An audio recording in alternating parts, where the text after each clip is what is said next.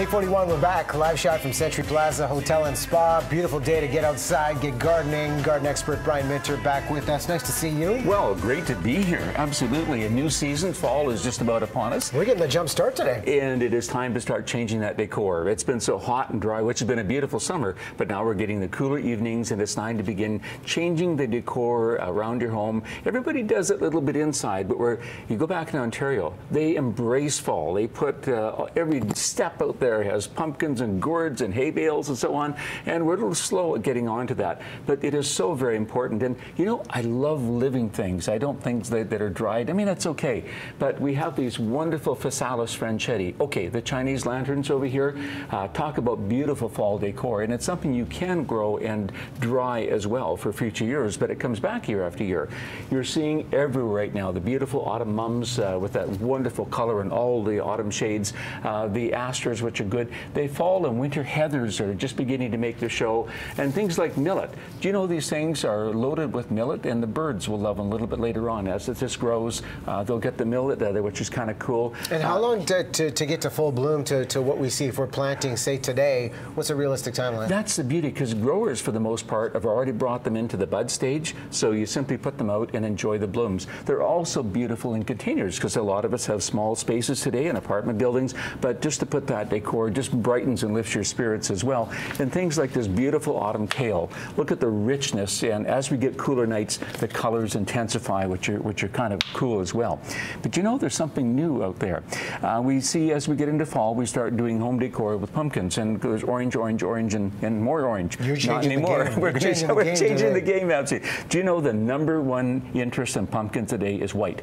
Anything white is kind of cool and different, followed by yellow. And now, where did this idea come from? Who was the trendsetter to change up the traditional pumpkin? Well, that's why we love the millennials. Pinterest, they just like something a little bit different. They want to define their own terms of what they want to use in and around their home. Of course, pumpkins, how can you find anything that's inexpensive and gives you this amazing decor?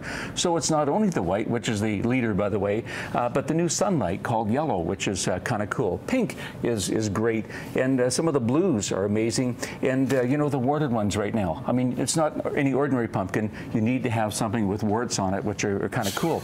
And you know, these things, the empty spots over here, that's why they love them, because they'll take wonderful succulents, what the millennials love, and dressed succulents all around. So it's taking this decor and adding it to the next level. So if I'm going out there, I want to be a trendsetter with the pumpkins, what am I looking at cost-wise of the difference from traditional orange to the new ideas here? You're probably going to pay 50% more or double, because there's not as many of these out. The growers are slow to change, because orange has always been traditional, so we're going to do orange.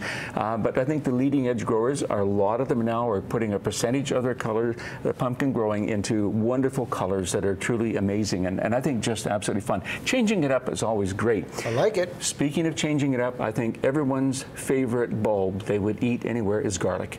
And we put garlic in everything. I mean, it's a wonderful, it's a health food, but this is about the time of year now to be able to plant these wonderful bits of garlic.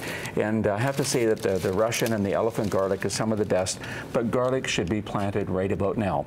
And it'll come up later this fall, and so you'll say, oh my gosh, it's coming up too early. No, it's developing and sizing up. So when you do plant the garlic, and always in raised beds or containers in a small space garden, you will find that next July you'll be able to harvest this amazing, wonderful, fresh garlic, and organically grown, which a lot of us love today, which is so very important. So garlic is a big thing.